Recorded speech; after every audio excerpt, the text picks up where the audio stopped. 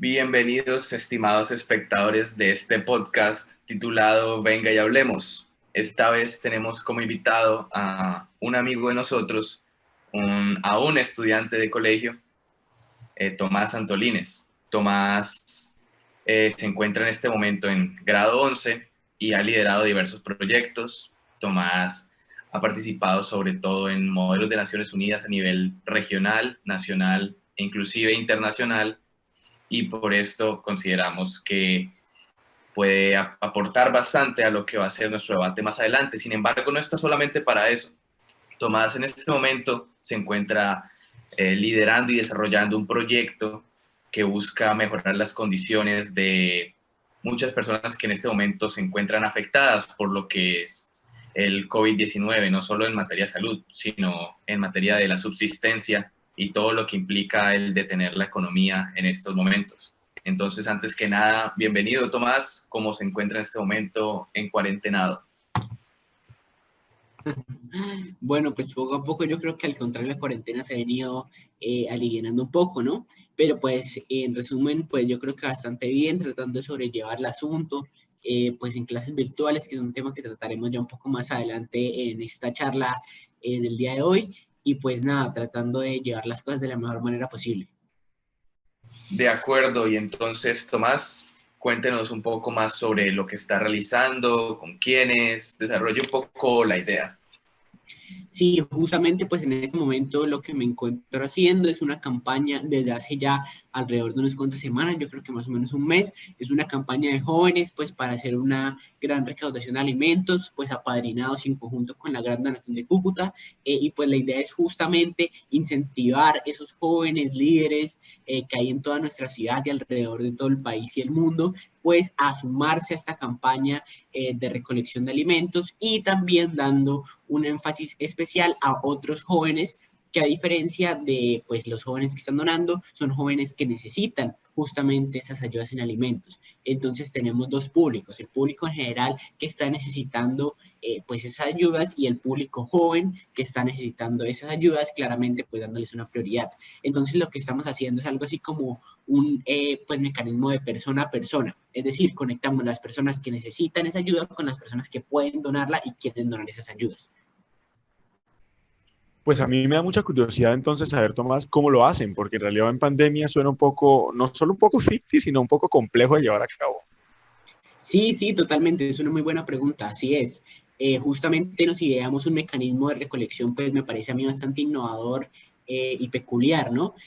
Pues a raíz de esta pandemia, como los integrantes de este equipo, pues que está haciendo esta recolección son todos jóvenes líderes, lo que deben hacer es que en su comunidad, pues lugar residencial, conjunto, edificio, pues deben poner una caja y avisar a los vecinos, ya sea por medios digitales o a través de medios físicos como panfletos, que se va a hacer esta recolección, y que cada vecino pues deje su respectiva ayuda, que no tiene que ser nada comprado, sino algo que les tengan de sobra en su casa, un paquete de harina, de granos, de atún, de lo que tengan, y pues se va dejando en estas cajas. Nosotros, con unos carros autorizados pues para esta actividad, se pasa a recoger las cajas y posteriormente Los carros están autorizados por las autoridades, valga la redundancia, sanitarias para hacer estas rondas. Sí, no es que ustedes Claro, estén intentando. exactamente, y tienen unas respectivas marcas que lo autorizan como atención humanitaria.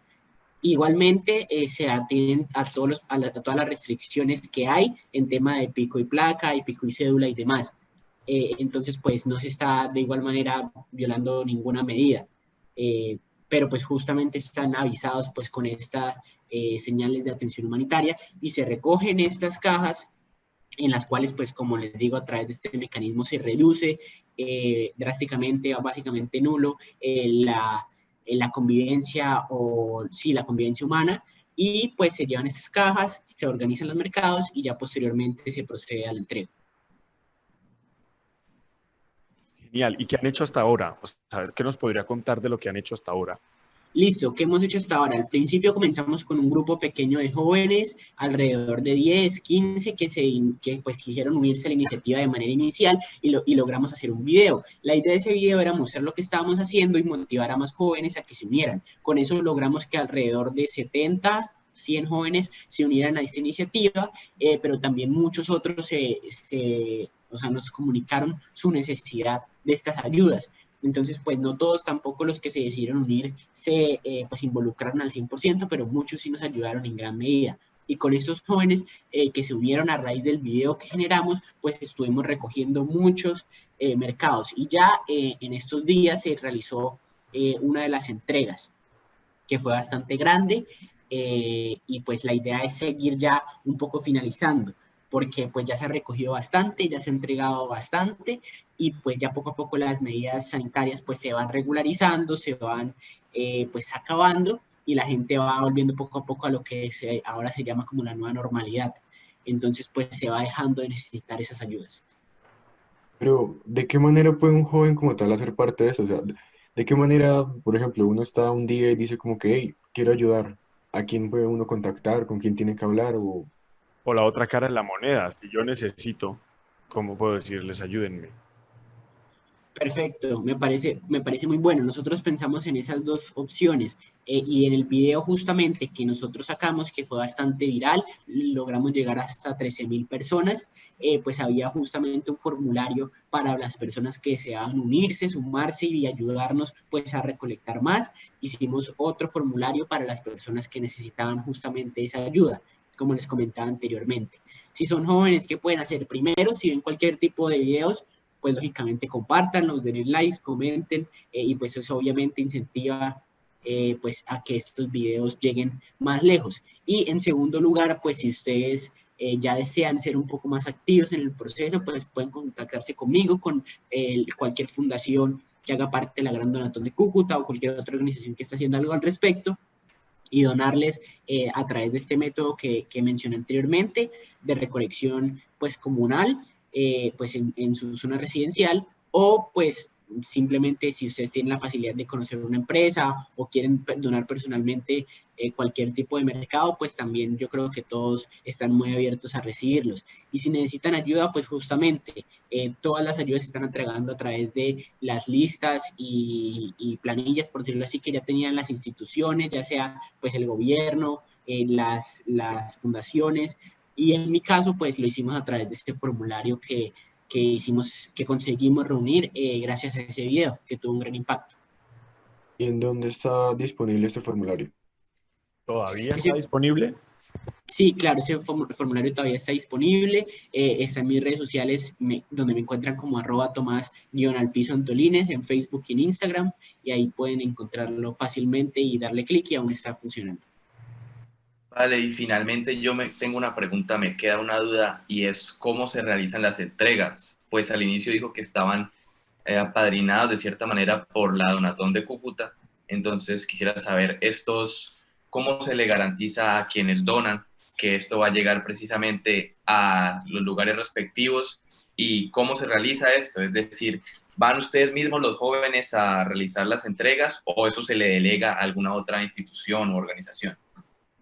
Listo, perfecto. Dos cosas. La primera, acerca de cómo se realizan las entregas, pues justamente se realizan separadas, es decir, sí, algunos jóvenes pueden participar, sin embargo, la idea es que no se haga pues de muchas personas al mismo tiempo.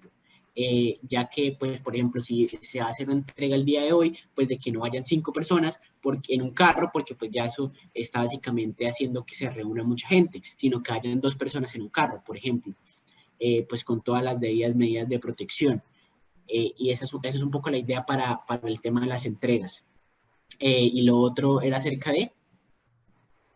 De si eso lo realizan ustedes mismos o si es delegado a alguna otra institución. era acerca de cómo sabemos de que se pueda confirmar pues el tema de estas entregas. Yo creo que es a través de dos cosas. Primero, pues de que lógicamente estas instituciones son muy confiables y tienen una larga trayectoria, y pues por lo mismo se realiza que todas estas entregas se hacen, pues se lleva una lista en la cual las personas ponen su nombre, su número de cédula y lógicamente su firma. Entonces, pues básicamente esta es la forma en la que se confirma que estas personas recibieron los mercados y son personas existentes, ¿no? Eso es muy importante, y esas listas pues se pueden solicitar y demás. Y pues además de esto se tienen los videos, que lógicamente pues ya que se realizó esta gran entrega creo que fue este lunes, pues se va a realizar un video y lógicamente ahí mostramos un poco de todo lo que fue este proceso y cómo son las entregas. Y también pues sirve, además de comprobar de que se realizaron, para incentivar a más gente a seguir haciéndolo, ya sea con nosotros o en otras iniciativas. Vale, me parece excelente, la verdad es una iniciativa valiosísima, sobre todo en estos momentos. Me parece que es fundamental que en toda comunidad haya gente que le guste comprometerse a una causa, a ayudar a quien lo necesita y nada, la verdad, vamos a dejar en la descripción del video diversas páginas, ya sea el link del video, dónde encontrarlo, la página de Facebook, todo esto para que quien se interese y vea este video pueda finalmente contactarse y ayudarse como ya Tomás lo expuso. Y hablando de más temas, Tomás, usted se encuentra en este momento en grado 11. ¿Cómo ve usted el retorno a las clases y qué experiencia ha tenido en la manera en que ha visto las clases de manera virtual? Bueno, ya entrando un poco más en modo, no entrevista, sino pues en modo conversatorio, pues me gustaría que pues todos estuviéramos un poco más ahí como hablando y no solamente yo contestando. Sí.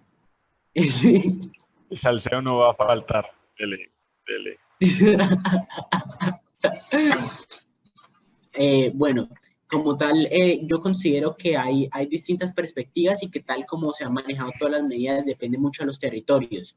Yo entiendo la medida tomada en Bogotá, pues por la Asociación de Padres en colegios privados, entiendo que se dé una encuesta que es de no volver a llevar a sus hijos, pues por lo menos en el 2020 a clases. Y pues el mismo reclamo lo han hecho muchas instituciones públicas. Me parece a mí que, tal como ha dicho el presidente, la situación en Bogotá es demasiado particular. ¿Por qué? Pues porque es una gran urbe y tiene una gran densidad poblacional. Es decir, Suba tiene más o menos como 60.000 habitantes menos que toda Barranquilla. Es una cosa absurda. Entonces, pues es una situación muy particular en todo el país. Sin embargo, yo sí creo que por el bienestar mental, educativo y demás de los estudiantes en gran parte del territorio nacional, que no necesariamente está tan infectado, podría llegarse a presentar una alternancia y un retorno, pues obviamente paulatino a las clases. Por ejemplo, hay muchos municipios que son 0 casos.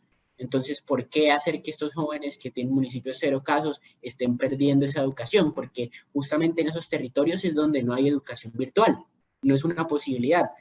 Entonces, pues, ¿por qué no permitirles volver a clases, pues si su territorio es caso 0? Incluso, pues, para mayor precaución se pueden llegar a exigir al gobierno que preste algunas medidas para garantizar la seguridad al 100%.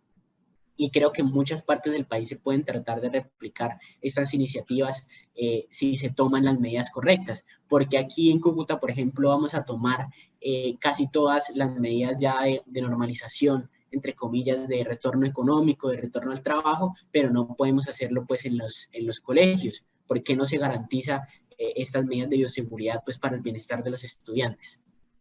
Pero ¿cómo sería garantizarle bioseguridad a los estudiantes? O sea, ¿y uno cómo hace si además sabemos que en la mayoría de colegios públicos, que sabemos que en proporción probablemente sean más que los privados, ya hay hacinamiento en las clases? Entonces, ¿cómo hace un profe con 40 estudiantes para además poner el distanciamiento social? Estudiantes que seguramente estudiarán con dificultad, que tengan que comprarse mascarillas, gel antibacterial. ¿Cómo garantizarle esa clase de cosas y exigirle eso a estudiantes que quizás no pueden cumplirlo materialmente? O sea, bueno, yo creo que no es tanto así. ¿Por qué razón? Porque pues yo creo que también hay colegios privados que tienen pues una gran afluencia de estudiantes por salón, ya sea de 30 a 40 estudiantes, ¿sí? O sea, yo creo que no solamente la privacidad en sí misma significa que ya las condiciones sean ideales y que no creo que las condiciones de las instituciones públicas, solo por ser públicas ya de por sí, sean totalmente malas. Yo creo que pues hay rangos, ¿no? Es decir, hay instituciones privadas que están mejores que otras y hay instituciones públicas que están mejores que otras. Puede que incluso muchas instituciones públicas estén por encima de algunas privadas. no, claro, y tampoco quiero decir que no estoy denigrando la educación pública, simplemente quería poner un ejemplo. Sí, total, de acuerdo. O sea, yo entiendo que no se trata de denigrar ni mucho menos, sino pues quería también yo poner sobre la mesa pues ese tema de que la oficialidad en sí misma no significa falta pues o maldad en sí misma, ¿no? Y por eso mismo lo que digo es que todo depende de casos muy particulares. Entonces, el punto es que tanto pues las autoridades en educación como el gobierno en sí mismo y los gobiernos locales puedan hacer cumplir estas medidas de protección. ¿Cuáles? Pues las que ya ha puesto sobre la mesa el Ministerio de Educación, que pues por cierto son muy estrictas. Y pues más que todo lo que han dicho los colegios privados en gran parte es que muchos colegios privados es que no piensan tomar estas medidas por los costos que esto representa. Muchos colegios privados lo han dicho. Entonces, pues ese es el asunto. Si el gobierno está dispuesto a que muchas instituciones públicas se presten todas estas medidas, que incluso para muchos colegios privados resultan ser muy extensas y costosas, pues me parece que podría ser un buen retorno. Y sumado, pues justamente a la alternancia para evitar ese hacinamiento dentro de los salones.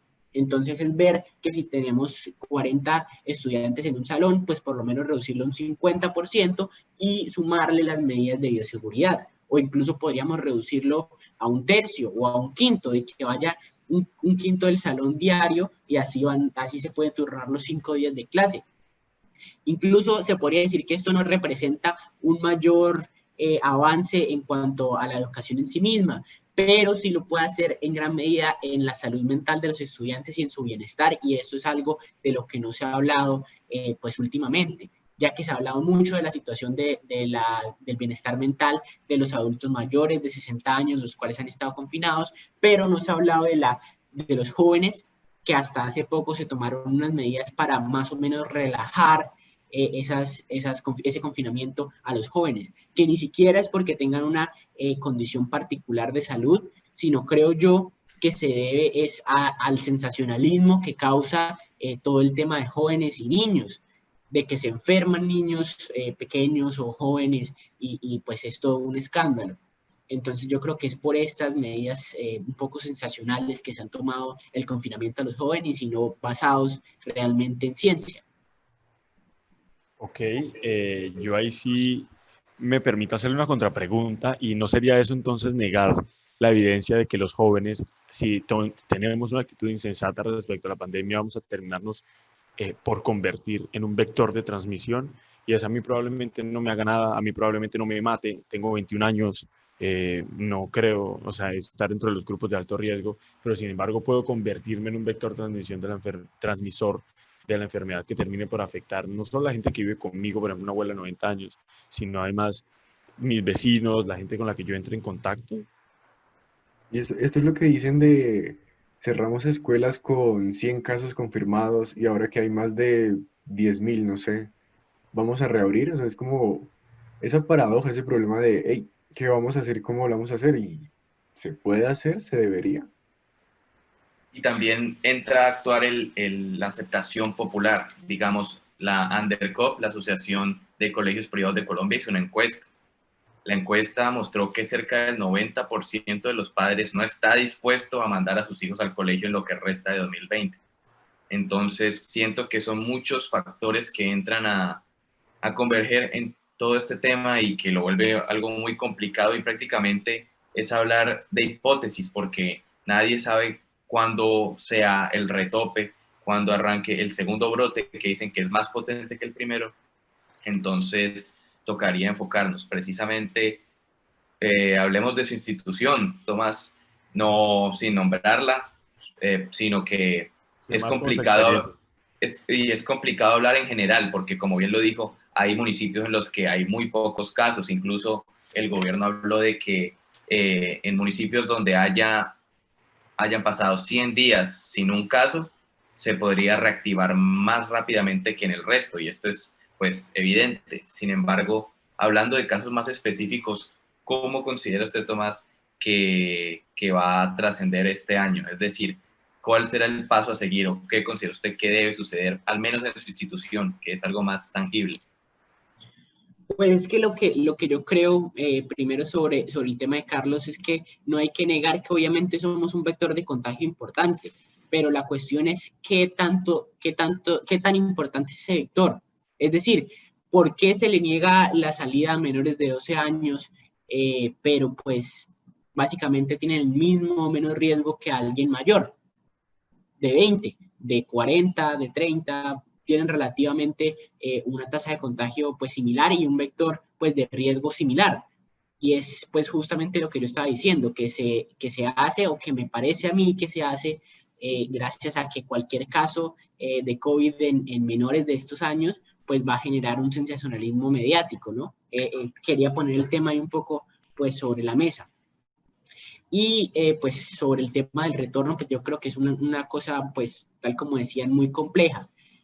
Pues porque tal como lo ha dicho Santiago, pues las instituciones privadas, pues a través de esta encuesta han manifestado que no muchos quieren o no muchos ambicionan pues que sus hijos retornen en clases en 2020. Pero yo creo que hay una cosa muy importante y es que esto no va a acabar en el 2020. Y pues aquí voy a entrar un poco a hablar acerca de mi institución en particular. Por lo pronto no se piensa volver en 2020, pero lo más probable es que por lo menos las 2 últimas semanas del año se tomen todas las medidas y se pongan en práctica para lo más posible es que el 2021 comencemos ya clases presenciales, pero pues con todas estas medidas. Porque justamente, como mencionaba anteriormente, son unas medidas muy extensas. Me parece a mí que pues son buenas porque pues procuran llevar al máximo la bioseguridad y pues por lo mismo son difíciles de alcanzar por costos, por logística e implementación. Entonces, pues lo que yo digo es que si hay que exigirle al gobierno que dé esas pues, pautas en la educación pública y que se pueda retornar en casos particulares con todas las medidas necesarias. Y ojalá también los privados se sumen a eso, ¿no? Y yo creo que es bastante posible, porque la cuestión también está en la pregunta. Cuando usted le preguntan, ¿va a volver a sus hijos en 2020? Pues uno dice, pues como que no, porque de una vez pues da pánico. Pero pues si nosotros demostramos que esas medidas de bioseguridad son suficientes, que son extensas, que va a haber alternancia, pues ¿cuál es mayor la diferencia con que sus papás vayan a trabajar?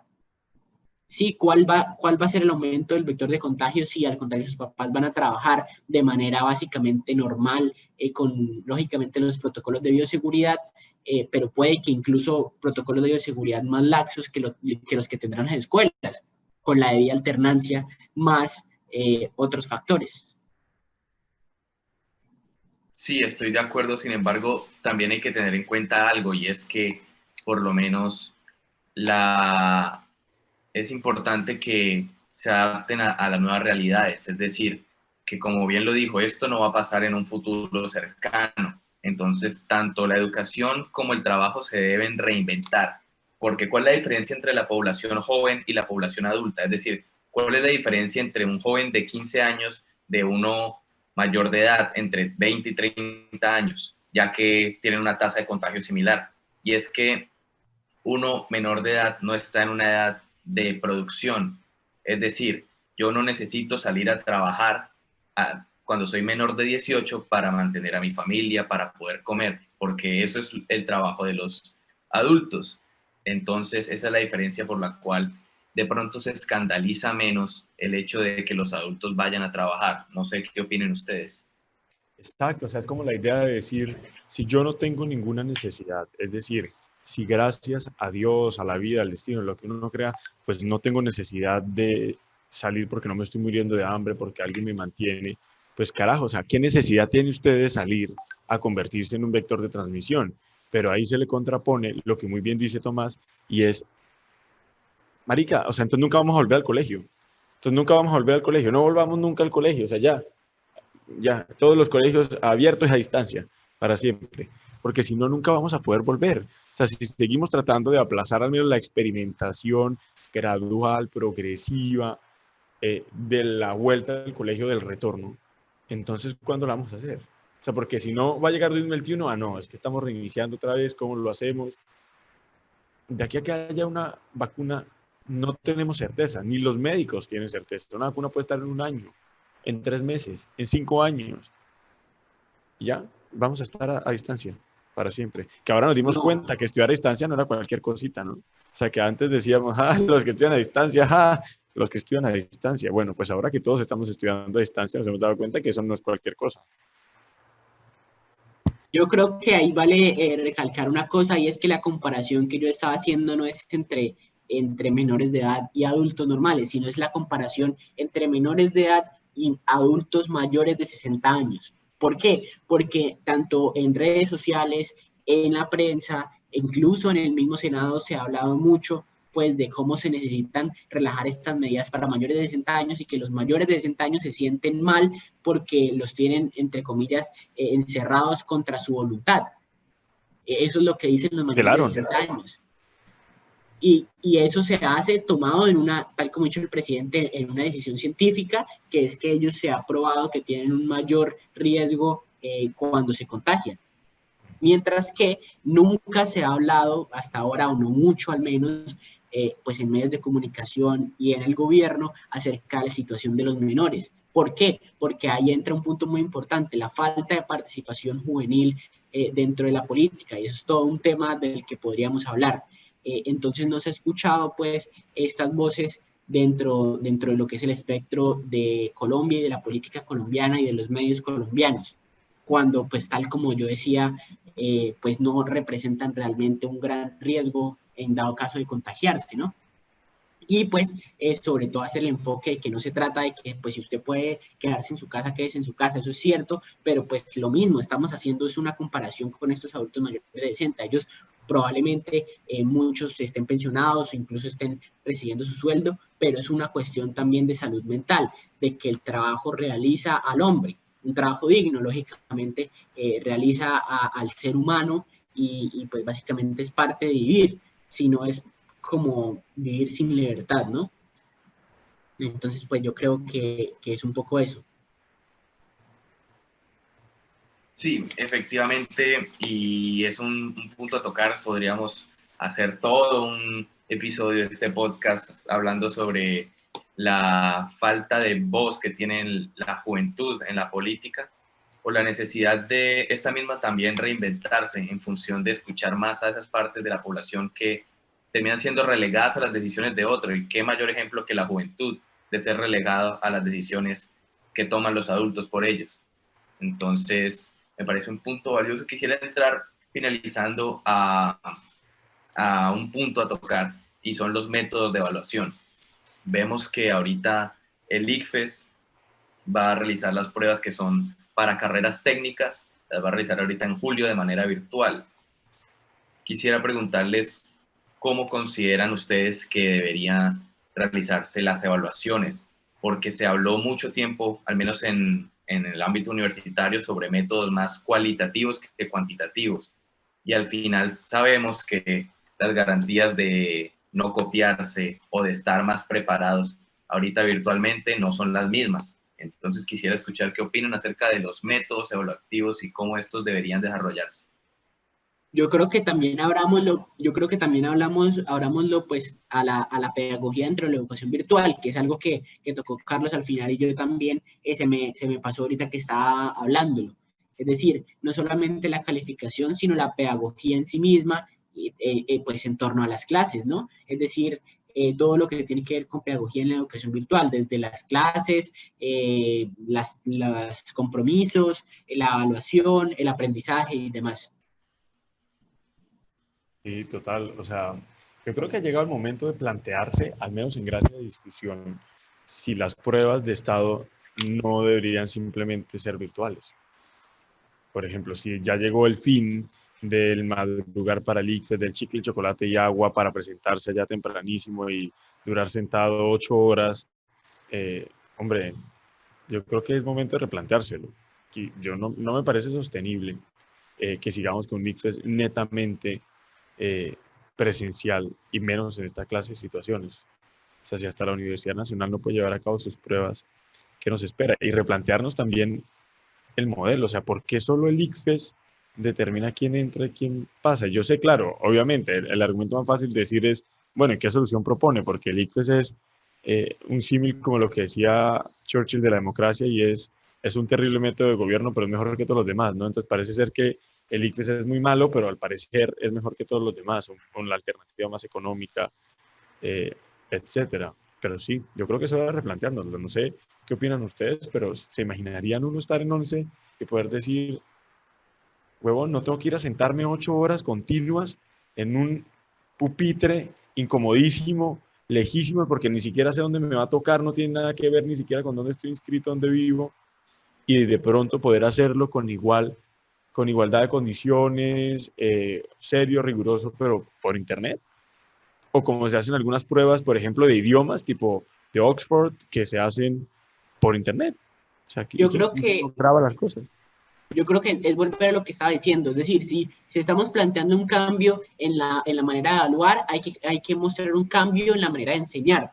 Y yo creo que, pues, lógicamente es importante el cambio en la manera de evaluar, ya que, por lo tanto, llevará al cambio en la manera de enseñar, pero yo creo que esas dos se deben discutir de la mano. Si pensamos en cambiar la forma en que evaluamos, hay que cambiar la forma en que enseñamos. Sí, no, efectivamente, y siento que esto fue todo un golpe bajo para todos, nos cogió de sopetón. A profesores que tenían cero contacto con la tecnología ahora han tenido que adecuarse. Estudiantes que no estaban acostumbrados a los medios digitales también. Entonces, viene siendo todo un gran problema que nos dejó mal parados y demostró que verdaderamente no estábamos preparados para algo así. En cuanto al tema del ICFES, incluso la Nacional, si no estoy mal, ya avisó que va a recibir la prueba del ICFES como prueba de admisión o de manera distinta como lo venía haciendo. Ustedes sabrán que la Universidad Nacional realiza sus propias pruebas, al igual que la gran mayoría de universidades públicas en el país. Sin embargo, pues esto de la necesidad o no necesidad del ICFES, pues también da para un debate aparte, pero enfocándonos también en lo que son los métodos virtuales.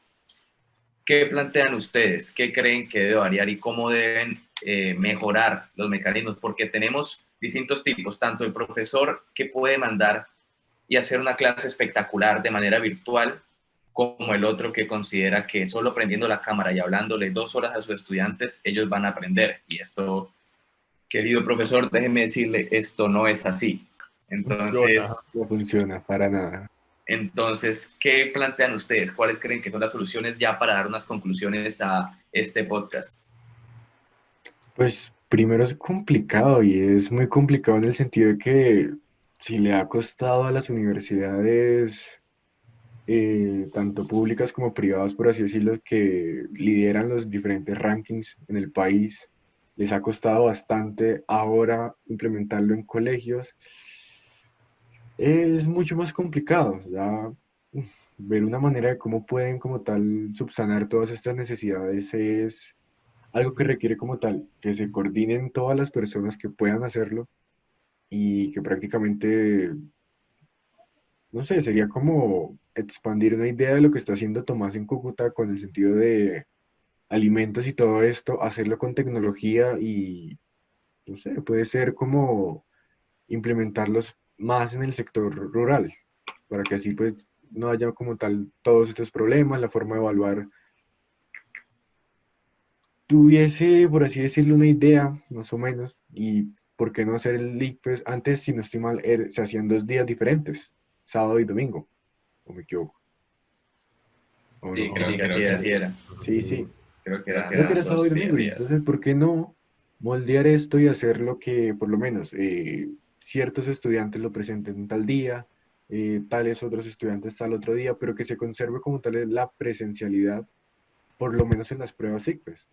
Que pues, o sea, si bien hay colegios que se centran mucho no sé, en desarrollar estas pruebas y en que tengan un buen puntaje, también obviamente hay colegios a los que lo que menos les importa es el ICFES, que prefieren hacer pruebas internacionales para que sus estudiantes salgan y todo eso, pero pues ya es como eh, otro extremo del panorama. Entonces, no sé, sería como probar, probar y ver qué sale. Ya hay riesgos que hay que correr, hay problemas que hay que afrontar, problemas que no se saben que van a llegar, pero que lo harán y nada, intentar y ver de qué manera puede salir esto. Sí, yo creo que al respecto ahí mi conclusión, compañeros, querido anfitrión, es que, oigan, el mundo ya no va a ser como lo vivíamos. Yo sé que todo el mundo lo dice, yo sé que hasta Paolo Giordano sacó un libro, Slavoj Zizek, todo el mundo, pero interioricémoslo. O sea, aquí nos damos cuenta que quizás no lo interiorizamos. No podemos aferrarnos a una idea antigua de no vamos a volver al colegio en todo 2020 y veremos qué pasa en 2021. Hay que, si no damos pequeños pasitos para ver precisamente qué pasa, bro, nadie sabe nada. O sea, no es como que en 2021 vayamos a saber mucho más de lo que sabemos ahora. Y esto se trata un poco también de probarlo, o sea, de lanzarnos. A ver si yo meto 5 en el aula con las debidas medidas de bioseguridad, con el distanciamiento social, si me funciona la clase. ¿Qué tal si siguiendo respetando método 10? Alterno, ¿cómo funcionaría la alternancia en el tiempo concreto? Si no lo intentamos, yo creo que nunca lo vamos a lograr. O sea, es que quien no arriesga un huevo no saca un pollo. Si no intentamos adaptarnos a la nueva normalidad, no vamos a llegar nunca a la nueva normalidad. Y entonces simplemente pasemos todo al mundo virtual como la Matrix. Y entonces ya no va a haber problema porque pues todo va a ser virtual y no vamos a tener que volver a vernos nunca y evitamos así tener que enfrentarnos a esa clase de problemas.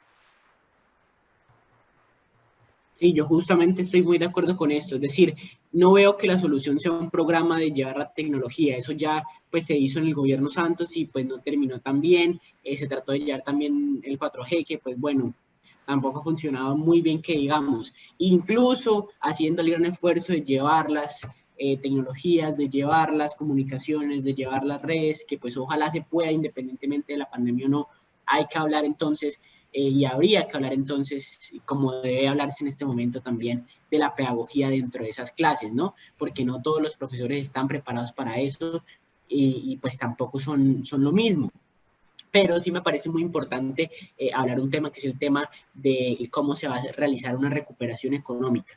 Todos los países del mundo, pues la Unión Europea, el Reino Unido, Estados Unidos y los países en todo el mundo ya están planeando cómo hacer esa inyección de dinero pues en sus respectivas economías para reactivarlas, ¿no? Entonces me parece importante que dentro de esa reactivación se vea como una prioridad esa transición pues hacia la digitalización, sí es un punto importante, pero más que eso que veo que sería algo a largo plazo y que es importante ser resilientes y aprender pues de esta crisis, no podemos en este momento, tal como dice Carlos, pasar de un día para otro a una matrix en la que ahora todos estemos conectados a través de la tecnología y se debe realmente pues generar una forma de alternancia y con las respectivas medidas dentro de la educación, ¿no?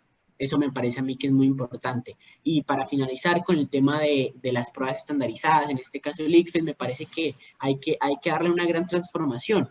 Muchas de las pruebas estandarizadas del mundo se pueden tomar repetidas ocasiones, lógicamente pues pagando porque pues si usted no le da un costo al Estado por presentar una prueba 2 veces. Entonces es ese tema de que el ICFES es algo así como una típica prueba de profesor colombiano de que es aquí, ahora, ya, y usted no puede ausentarse porque, mejor dicho, ese es el problema porque le toca hacer toda una prueba para usted, sino que realmente se pueda transformar a una prueba que pueda ser presentable en unas debidas fechas, lógicamente, pero que si usted desea, pues pueda volver a presentar, lógicamente, haciendo el respectivo pago y pues que no sea como que es la única fecha. Incluso para los estudiantes que desean practicar no se permite realizar esta prueba antes, sino es como una de prueba, literalmente, una de intento, que no es la misma que presentan los demás.